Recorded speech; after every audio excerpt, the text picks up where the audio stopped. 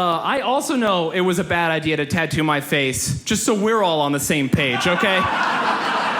I feel some of you are like, okay, what's going on with this guy, you know? Are we at a show or are we being robbed, you know? You are at a show, but you might also be getting robbed. Time will tell, okay? Let's talk about me for a moment. We'll start with some basics. I live across the street from a 7-Eleven, all right? It's not funny yet, but okay, cool. I drink a lot of Mountain Dew, okay? It's like my only vice. I drink a lot of Mountain Dew. I'm in that 7-Eleven constantly drinking Mountain Dew, okay? Getting refills. I'm in there so often that everyone who works in that 7-Eleven, they have a nickname for me. When they see me, they call me Mountain Dew Guy. Yeah. Do you guys know how much Mountain Dew I have to drink not to have the nickname Throat Tattoo Guy? It is a lot. It's so much Mountain Dew, you guys. It's a lot. For me to walk into 7-Eleven and the guy to be like, Mountain Dew Guy, and the new guy who works here to be like, not throat or face tattoo guy? He drinks more Mountain Dew than the fact that he ruined his life by tattooing his face? And the guy's like, yeah, what aren't you getting about this, you know? Yeah, I also know it was a bad idea to tattoo my face, just so we're all on the same page, okay? Yeah. When I tattooed my face, I didn't. When I got my face tattooed, I was like, there will be positives and there will be negatives, you know? I want to be honest with you guys. It has been mostly negatives so far, okay? I can't even think of one positive. I'm going to be real with you guys. So I'm here to make you laugh tonight, but I'm also here to say, if some of you are thinking about tattooing your face, probably don't, okay? I saw some of you come in, and I don't think you could handle it, all right? Could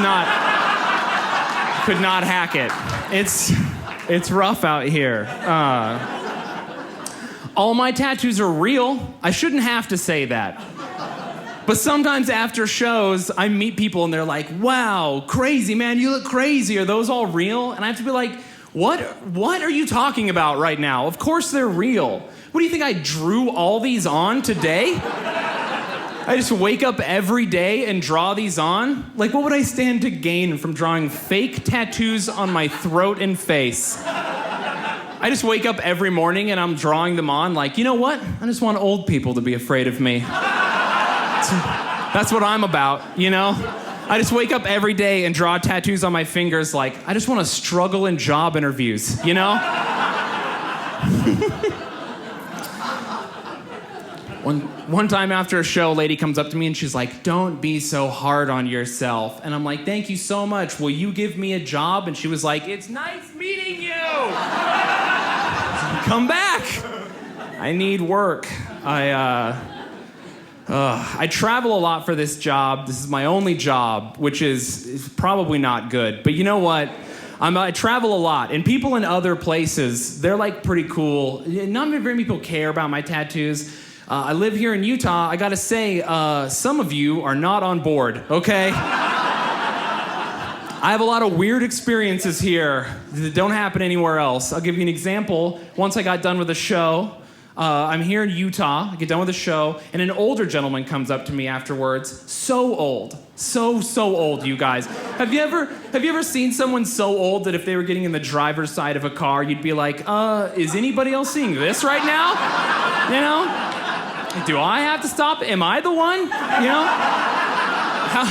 How close are we to a farmer's market? Like, what is the danger level here and he's so old, and he comes right up to me and he goes, hey man, I love your comedy. Good job staying off the streets. I don't even know what that means, okay? Off the what? Where did you learn how to talk like that? What are you, the coolest guy at your retirement home, you know? He's just like, I'm the Tupac of my friend group. Like, what? Just assumes I'm gangster because I have lots of tattoos. I am not gangster. That's not how it works at all, okay? I'm the least gangster person ever. I cry at the end of Toy Story 3 like everybody else, okay? That guy cried so hard, all right? You know, me and him, a lot of crying, okay? And yeah, man, it's not gangster. It just makes no sense. I got done. Here's another thing. I'm at a grocery store. I get in line behind this lady, just a regular lady, nothing going on. She doesn't notice me get in line behind her. She's standing there. She turns around, she sees me, and she makes this noise. She goes, oh, oh, oh, and then she left. She just left. With all her stuff.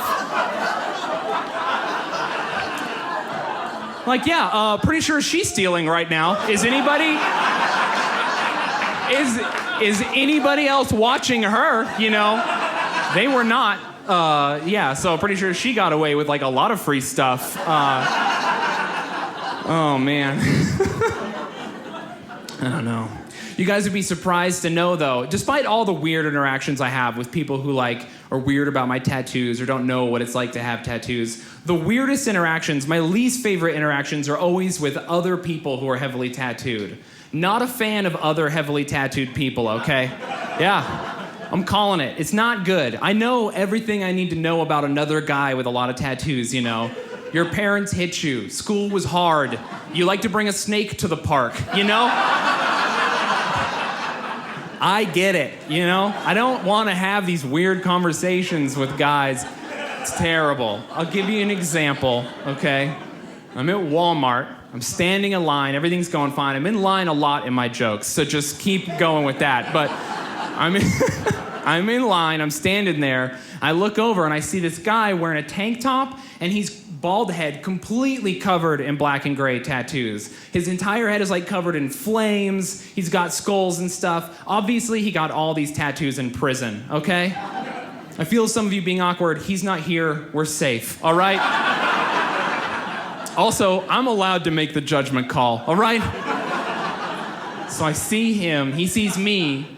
And we make eye contact, and it's locked in for a second. And immediately, I'm like, oh no, this guy's gonna try to talk to me, you know? Have you ever just seen someone in public who's gonna talk to you, and they're just so white trash you don't have the energy to deal with them? So many crazy people. So this guy, he comes up to me, all right, this dude at Walmart, covered in his tattoos, he comes up to me. His opening line to me, the first thing he says, he goes, hey man, where'd you do your time? What? I've done 0 time, everyone. I've never been to jail a day in my life, okay? This guy's, but he's just making an assumption about me. He's trying to connect with me. And I was like, you know what? I'm gonna connect with him. I'll meet him halfway. I'll just mess with him a little. So I was like, you know how it is, man. Did 5 years in Azkaban, no big deal. Yeah. Yep. He wanted to impress me so bad, he was like, word, all right, cool. Like, all that time in prison and you didn't read one Harry Potter book seems kind of like a waste, you know? I don't know what he's up to now, but I'm pretty sure it's not reading, so it's not good. Oh man, I'm super glad you guys laughed at that. Super glad. I have told that joke before and gotten 0. I did a show in Wyoming once. By the way, Wyoming, a dumpster fire pretending to be a state. Don't know if you guys knew that. It is one big Walmart parking lot. It is not good. There's nothing there. Why are you there? Anyway, doesn't matter. I'm in Wyoming. I'm in this tiny town doing a show to like this many people. It's a pretty big audience, all right? And I say that line, I say Azkaban, complete silence, all right? No, I'm just like, oh, okay, so y'all don't read. That makes so much sense, you know? It's rough. And then out of nowhere, a lady in the front row yells so loud, she goes, why do you go there? Like, what? What are you saying? How? The first part of that joke, I say I've never been to jail a day in my life. It's not even a real place. Prison for wizards. Why are we having this conversation? And then she goes, it is a real place. That's that place in San Francisco. Nope. That is not correct, okay? You are thinking of Alcatraz, okay, which has been closed for like 50 years. So you're not even right if you were right. I don't, And then the audience is like on her side for no reason. It's just so weird. It's the weirdest experience. And then she says, agree to disagree. Like, that's not how anything works. What? Why is this happening to me right now? And one guy in the audience was like, she got you though. And I was like, she didn't though. She did not. No one got anyone. She's so wrong, I wanted to be so mean to that audience, but I was like, they live in Wyoming, so the punishment fits the crime, really. So bad, so awful. So yeah, don't go there. I don't know, it's not good. I talk bad on Wyoming like I have my life together. I do not. As my life is a complete disaster. I sneezed on a baby recently. Yeah. That's the thing I did. I was holding a baby, and I had to sneeze, and I just hard sneezed into its face. So hard. And my friend is standing there, and he's like, hey, man, real quick, did you just sneeze in my son's face? And I was like, yeah, I did that. Yep. And he was like, why? And I was like, well, I have the baby, and I was like, I gotta sneeze, so I could drop the baby, or I could sneeze on this baby right now. Those are my two options. And he was like, why? You could turn your head and sneeze the other way. And I was like, that third option was not apparent at the time, It just didn't occur to me in the moment. He's like, you need help. I was like, I do, though. At least I'm not from Wyoming. I have that going for me. Oof. I get it from my mom. She's a crazy person. Does anyone else relate to that? She's a wild woman, all right? Those people get it. And so, my mom, here's a thing that happened recently. I laughed at my mom so hard in public that she started yelling at me. Here's the backstory. Have you ever, by the way, laughing so hard, like falling down in the aisle at the grocery store? And I laughed. Here's what happened. She told me her dog had diabetes, okay? And I started laughing so hard.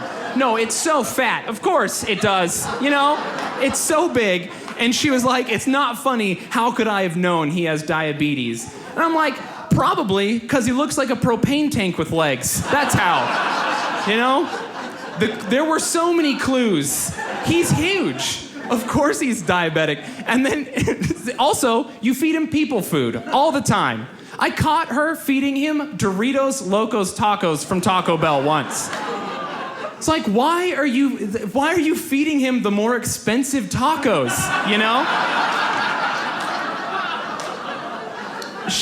This is true, she goes, he prefers them. It's like, what? Did he tell you that? What is happening here? Also, he's a Chihuahua. We get it, It's ridiculous.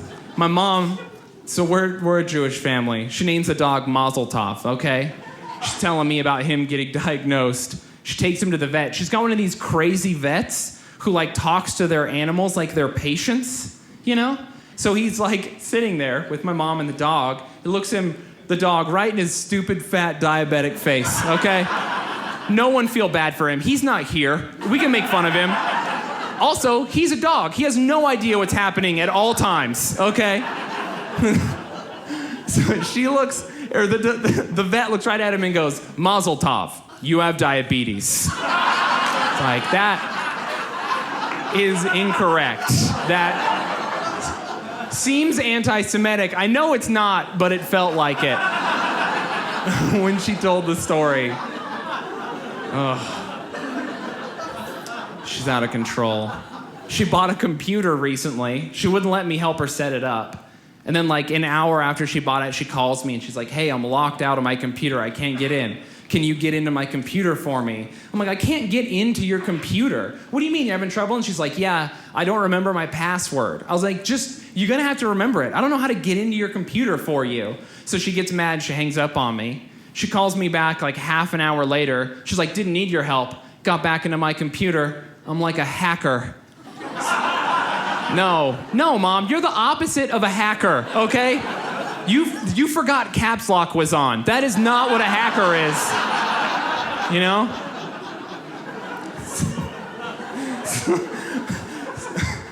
I'm a hacker. No. False. So bad. I don't know. I talk bad. I have no right to talk bad about my mom, though. Beyond sneezing on a baby, I'm like really bad at everything. I don't even know how debt works. I recently found that out when my dentist sent me to collections. Yeah, my dentist sent me to collections. The collection agency calls my phone. I answer because I don't know who it is. And they're like, hey, we're trying to collect a debt. Give us the money. And I was like, no, you know? No, I'm just not going to. And he's like, what? And I was like, what are the consequences if I don't give you money? And he was like, we're going to make your credit bad. And I was like, not possible. Yeah, my credit's already really bad. My credit score is so bad, it also has face tattoos. Do you guys? It's so bad. Ugh, I've been denied for a Best Buy card. Do you know what I've seen a bird accidentally fly into Best Buy and leave with a card. It's so easy to get one. When I got denied, the guy in the Best Buy was like, I'm so sorry, this has never happened before. Like, he was embarrassed for me, you know? It was so bad. It was so bad. And so I tried to get a cell phone once, and they were like, it's a $1,000 deposit, and then we'll let you buy a phone. I was like, I will leave here with 2 tin cans and string, okay? That's so much money. I don't have that money. So anyway, my credit's really bad. It's like, so I'm not worried about it. So I'm like, well, do you have another thing? Telling the debt collector, like, listen, I'm not worried. Do you have another thing? And he's like, we don't have another thing. And I was like, well, I'm going to go ahead and not pay you then. I'm going to choose that option. And he was like, this has never happened before. It's like, well, you know, it's the first time for everything, so I'm going to go ahead and hang up now. And he's like, have a good day, I guess, you know? We were all very confused. It was a lot of first times for everyone, you know? So we both hang up the phone. I call my dentist. I'm like, hey, why'd you send me to collections? And the front desk lady answers it, by the way. And she's like 100 years old, and her name is Gertrude, because of course, you know? Everyone 100 years or older has a name like Gertrude. And I'm like, why are you even working there? You've been out of the teeth game forever, you know? She's so rude. No one feel bad for Gertrude, okay? She's so rude. And I'm like, why'd you send me to collections? Why don't you just call me and ask me to pay the bill? And she's like, I sent you letters. I was like, yeah, and I threw them away like an adult, you know? I'm not reading your letters, Gertrude. I'm not your sweetheart from World War II, okay? No one reads letters in 2017. Text me, anything else, you know? So she's like, I don't know what to tell you. You're already at collections. And I was like, all right, well, I guess I have to find a new dentist. That's weird. So, you know, that happened. So turns out, by the way, collection agencies call me all the time. And I'm just like, listen, do you have another thing? And they're like, this is our only thing. And then I'm like, well, I'm going. And I hang up, you know?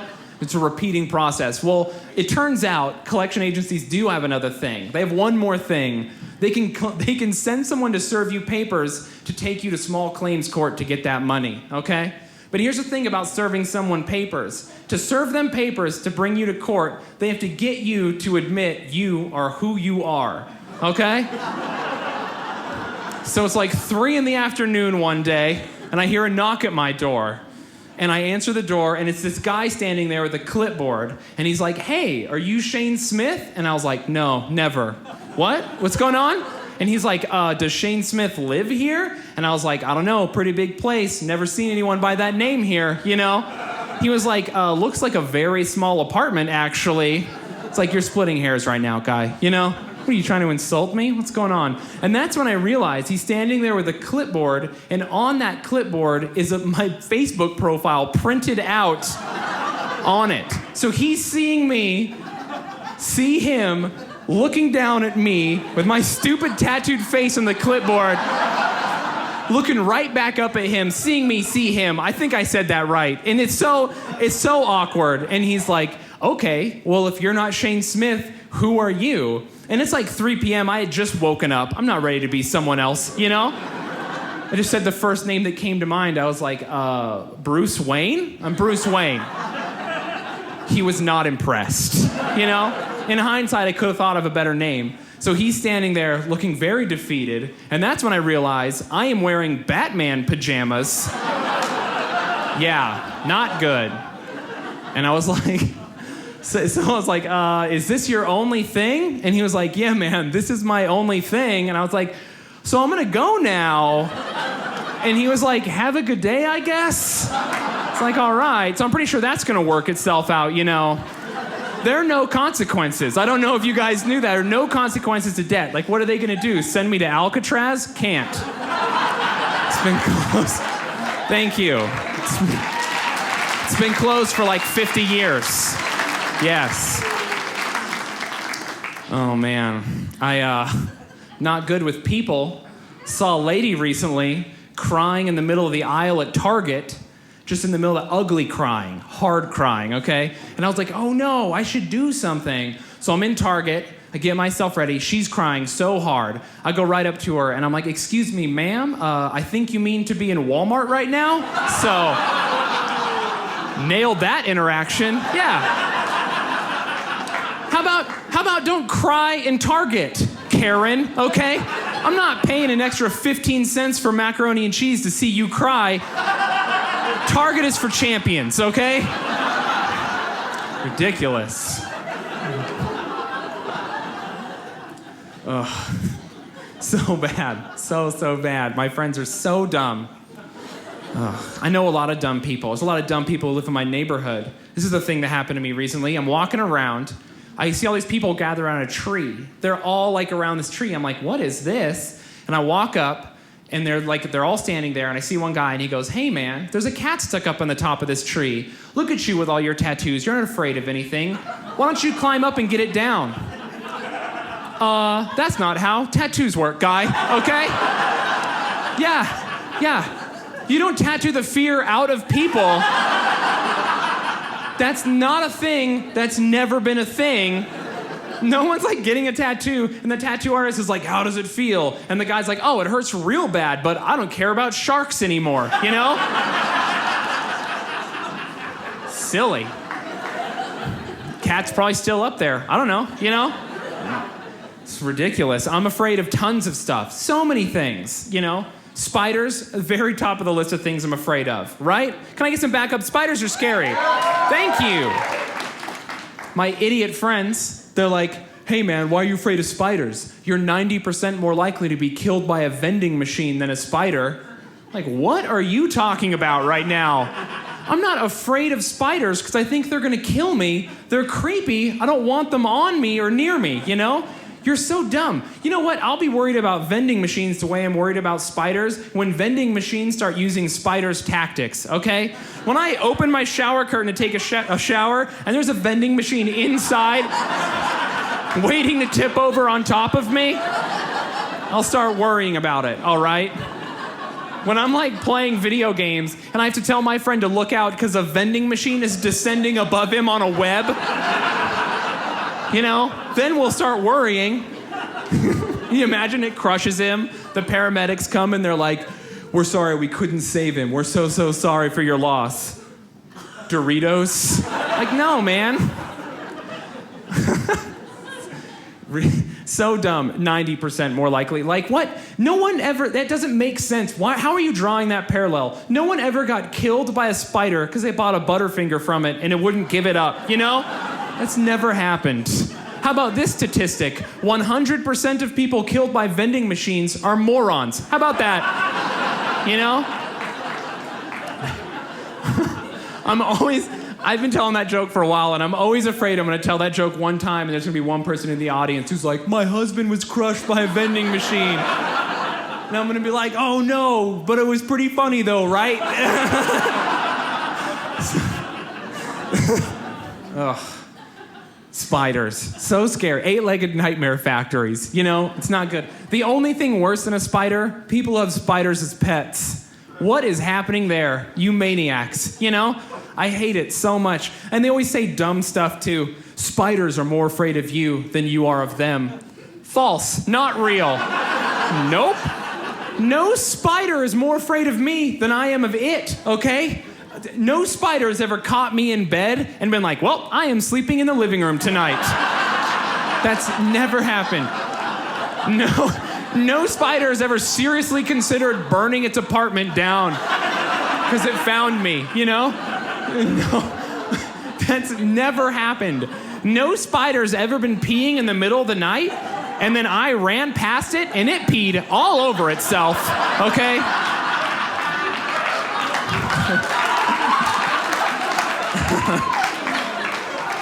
That joke is so much more real than I want it to be. It's... Oh, man. This is my job now. This is my job. But I used to have a day job. I used to have a day job working with disabled kids. That's true. And here's a real thing. You've never been insulted until a kid with autism insults you. Yeah, I'll give you an example. Working with this kid, this 11-year-old kid, he's autistic. One of my favorite clients I ever worked with. Loved this guy, okay? He's like, hey, I want to go to the mall. I want to go to the Lego store. Will you take me? I was like, yeah, man, I'll take you. So I'm driving him to the Lego store, okay? I'm having a terrible day. He can totally tell. It's written all over my face, okay? It's the only thing that's not. And I'm having this terrible day, and he can tell, and he wants to cheer me up. So this little kid, he looks over at me, puts his hand on my shoulder, and he goes, Shayne, you're the coolest person I know. And then he looks out the window and he goes, oh, I gotta meet more people. Yeah. And to this day, I don't know if he was being mean or if that was the autism. What was that? What? So I left him at the Lego store, He's their problem now. All right, you guys. I'm going to tell you one more story, and then we're going to get out of here. Cool? Good? You guys have been great. Thank you so much for coming out. This is good. All right. Last story coming down the pipe. Now, this one's going to get a little weird. I need you all to stay on board. The payoff is worth it, okay? I promise you. It's going to get real weird. Stay with me, okay? Now, here's the deal. Before I worked with kids, I was a professional criminal. I was a gang member for about 4 years. That's true. And I know some of you were like, what? Earlier in the act, you said you weren't a gangster. Well, yeah, that's the first rule of the streets. Trust nobody, okay? Yeah, that's true. I was a gang member. And when I tell people that, a lot of the time they're like, whoa, were you a Crip or were you a Blood? And I'm like, that's not how it works. You don't just go out for the big gangs like it's a college or something, No one's like, I want to be a Blood, but the Latin Kings are my safety gang, You don't try to be in a gang. It just happens to you. Usually you're in denial. People are like, I think you're a criminal. And you're like, there's no way I'm a criminal. I work at Hot Topic, okay? There's no way. There's no way. Tupac was never like, brop, brop, brop. Oh no, I'm late for my shift at the mall. And then left, That's not how it works, but eventually it sneaks up on you and you're kidnapping someone for money and you're telling your friend like, how cool is it we're making money to do this? Oh, that's right, I'm a criminal now. Okay, cool, It gets serious fast. Also, you guys, no one be awkward. It's not what you think. It was just mostly like violent crimes and robberies and stuff, okay? So, during this time when I was a criminal, all right, I had a best friend. Now, his name was Angry Anton. Not a clever nickname, all right? Just an angry guy. Sometimes you meet people and their nickname is Little John, but they're 7 feet tall, and you're like, oh, that's cute. It was not that, okay? It was just lazy nicknaming. He was just angry all the time. He was very scary. He was bigger than me. He was way more heavily tattooed than me. And I know a lot of you are like, how is it even possible to be more heavily tattooed than you? His entire face was completely covered, 100%. So he was basically like if you got a second grader and you pulled them to the side and you're like, draw me what you think a murderer looks like. And then they drew him and you'd be like, that is way correct. That's so correct. That's so scary. Where are your parents? He's so scary. Just a few stories to reiterate how scary he is. Once we were at a restaurant and we were in the bathroom, and in this particular restaurant they had an area where all their toiletries were where you could just get to them, and we were stealing them, okay? Because we wanted toiletries, we're not going to pay for them. So we have a backpack and we're stuffing toilet paper and soap and all this stuff. We're stealing. A uniformed police officer walks into the bathroom while we're stealing, sees us. Anton stands up, says, "What's up?" to the police officer, and the police officer said, "Excuse me," closed the door, and left the restaurant. Yeah. Anyway, eventually I was like, I gotta get out. And so when you get out, the government helps you usually. You have to cut ties with your friends, your family, everybody who has any tie to that lifestyle, okay? And move on. And usually the government will give you a job to help you move on before so that you don't end up in prison. Sometimes the government lets you work with disabled kids, all right? Yeah, I know, they should change that. So anyway, it worked out for me, but I feel like maybe not so much for other people. And so, I have this new job, I have this new life. Now, Anton was a bad person. Objectively, yes. I agree with all of you. He was a bad person. But also, he was always good to me. He was a loyal friend. I'd known him forever. I couldn't get rid of him. I kept him around in my life just a little bit. Just talking to him through emails, being his friend, okay? Trying to be there for him. So I'm moving on with this new life. It's like a year later, and I'm working at this facility for disabled kids, okay? Now, working at this facility, I worked with a lot of Christian people. I worked with a lot of LDS people, Mormon people, and they're all like really jazzed up to work with me. All these upright, good people, and then me, you know? And they're just like, oh man, isn't Shayne cool? Knowing about my past, like, he says the S word sometimes. Crazy, you know? So they're way jazzed up to work with me, and it's going pretty well. Now, at work, there's this guy named Mike, okay? Now, Mike had a weekend job working at a summer camp, okay? And one day, Mike comes up to me, and he's like, hey, I work at this camp, all right? And we just barely got this group of new kids, this new program we're doing. Now, these are kids that are going down the same path you went down when you were a kid, okay? They're making all the same mistakes, and they're going down the same path. Would you like to come, give them a talk, maybe try and set them straight, make them work out, do like some boot camp stuff, and just trying to like teach them the right ways to do things? And I'm like, yeah, man, anything to keep kids from going down the same road I went down, you know? Anything to stop kids from doing the gang life. And he's like, all right, and if there's anyone you want to bring with you to help, let me know. And I was like, I know just the guy, okay? Yeah. So it's the weekend, and we show up to work with these kids, and he's like, hey, the counselor who normally works with these kids isn't here, but the kids are in this barn. So he brings me and Anton to this barn, okay?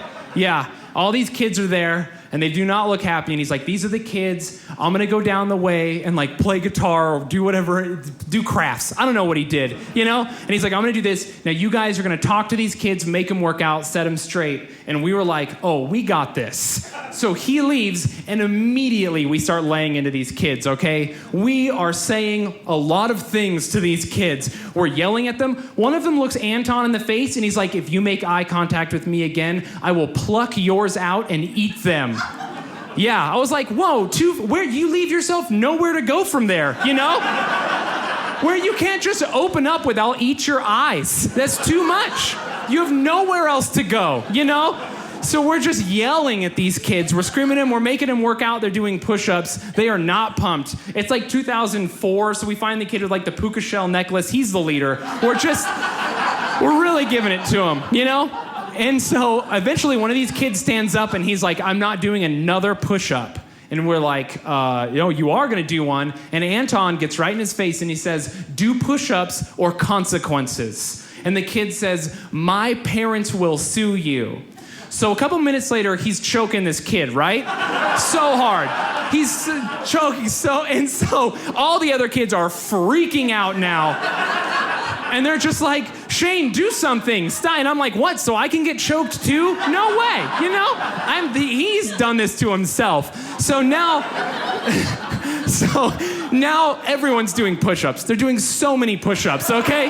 They're so scared. And now people are crying so much. There's crying a lot, way too much. And I'm just like, these gangster kids are like, all of them are crying. So much snot. And I'm just like, we can see you crying. Like, get it together, you know? You're embarrassing. And that's when I'm like, what is with all these kids crying? And like, parents sue you? Bad kids don't have parents. And then I'm like, I gotta figure something out. So I'm like, Anton, are you gonna be okay alone with these kids? And he's like, I got it. Cool. So I go down the way to talk to Mike. I'm like, hey, Mike, what's going on? Nothing weird going on back there. you want to tell me some more about these kids, how they're going down the wrong path, the same path I went down? And he's like, yeah, man, these are just kids that are like not listening to their parents. Some of them fell asleep in church, you know?